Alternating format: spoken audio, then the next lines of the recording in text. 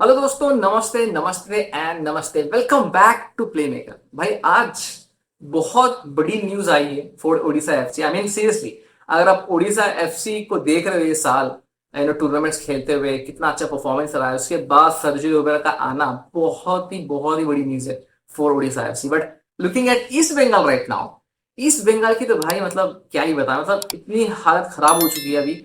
Seriously this is, देखो ये जो डाउनफॉल क्रिएट हुआ है इस बंगाल का, वो अपने मैनेजमेंट की ओर से क्रिएट हुआ है। इट्स नॉट कि मार्केट वोलेटाइल है या फिर आपको धोखा मिल रहा है मार्केट से। ये सब झूठे नैरेटिव्स हैं जो भी ईस्ट बंगाल के थोड़े जर्नलिस्ट वगैरह है, ईस्ट बंगाल के थोड़े से कट्टर फैंस वगैरह है, वो थोड़ा सा मतलब बोल रहे हैं कि भाई हमारे साथ में धोखा हुआ है। भाई धोखा कहाँ पे हुआ? टेल मी, धोखा कहाँ पे हुआ? क्लियर कट बात थी विद सर्जियो, ठीक है। जो ईस्ट बंगाल मैनेजमेंट था उसने सर्जियो वगैरह को अप्रोच किया, भाई मुझे हमको आप जैसा कोच चाहिए एट आर हेल्प, ठीक है। तो यहाँ पे सर्जियो लेबर ने एक ही बात बोली, I right now I am coaching a team in Chinese league one. तो यहाँ पे आपको थोड़ी सी ट्रांसफर फी देनी पड़ेगी, मेरे जो भी फीस है वो देनी पड़ेगी।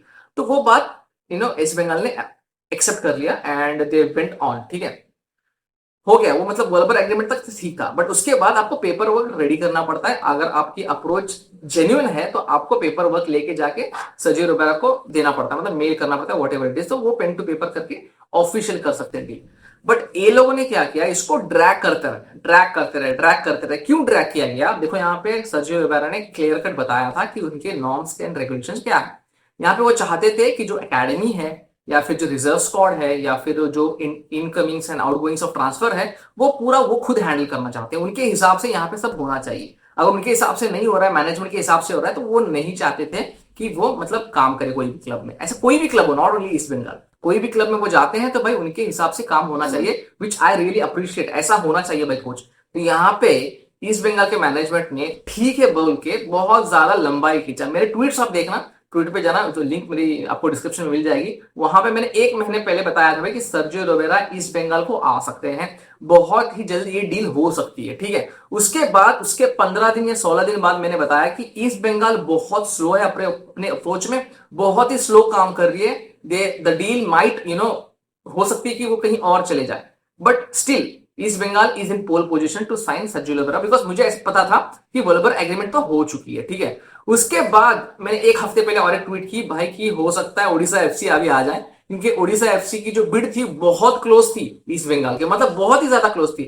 बस 19-20 का फर्क था उसमें, ठीक है। तो मुझे ऐसा पता था अगर पेपर्स ओडिशा एफसी से चले जाएं सर्जियो रोबेरा को, तो भाई वो सोचेंगे नहीं। मुझे अच्छी क्या बोलते हैं उसको, एक सीरियस क्लब मिल रहा है यहाँ पे, उनके ओनर्स को भी वो पहचानते हैं। उसके बाद वो अपने ट्रांसफर इनकमिंग्स आउटगोइंग्स उनको देने के लिए रेडी है। उसके बाद जो यूथ स्क्वाड है उसको उनके हाथ में देने के लिए रेडी है। अपनी जो रिजर्व साइड है वो भी अपने हाथ में देने के लिए रेडी है। सब कुछ ओडिशा एफसी रेडी है करने के लिए। तो भाई 19-20 के लिए वो थोड़ी ना ईस्ट बंगाल जाएंगे। तो यहाँ पे उन्होंने क्या किया, मेरे हिसाब से 2-3 दिन पहले ओडिशा एफसी के साथ में अपना मतलब जो भी बात थी वो खत्म करके उन्होंने साइन कर दिया। यहाँ पे बकराबंदी ईस्ट बंगाल। तो ये बकरा खुद की वजह से बनी है, मतलब इसे इसमें कोई एजेंट ने उनको नहीं बनाया या फिर सजय रोबेरा ने उनको बकरा नहीं बनाया। एंड टू बी ऑनेस्ट, मुझे एक बात बताओ भाई, कौन सा प्रोफेशनल क्लब अपने प्रोफेशनल मेल्स लिख करवाता है? आई डोंट नो कि फोटोशॉप है या फिर नहीं है, बिकॉज बहुत सारे जर्नलिस्ट भाई स्क्रीनशॉट्स मार के ट्विटर पे डाल रहे हैं। भाई ये तो एथिकल नहीं है, ये प्रोफेशनल नहीं है, ऐसा कोई प्रोफेशनल क्लब रन नहीं होता मेरे हिसाब से भाई। तो आई थिंक जो ईस्ट बंगाल का डाउनफॉल चला है वो उनके हाथों ही चल रहा है भाई।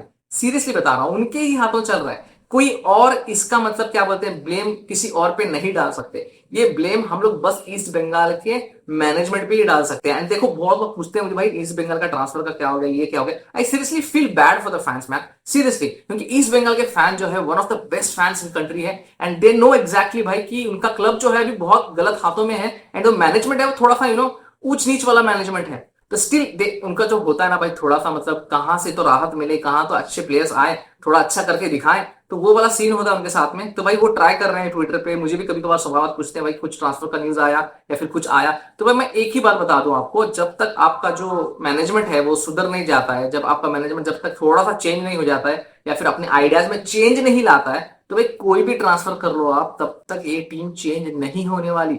Look at your neighbours right now, look at your southern neighbours right now बहुत अच्छा कर रहे हैं भाई। Even North East is ready to revamp their squad, even North East is ready to change the owners also, ऐसी न्यूज निकल के आ रही है एज पर रिपोर्ट्स। तो भाई यहाँ पे ईस्ट बंगाल को भी थोड़ा सा इस पर वर्क करना पड़ेगा if they want to come back on the top. तो आपके क्या सजेशंस है, आपके क्या थॉट्स है, आप मुझे कमेंट सेक्शन में लिख के बता देना भाई। अगर ये वीडियो एंड ये मैसेज मेरा पसंद आया तो जरूर लाइक कर देना।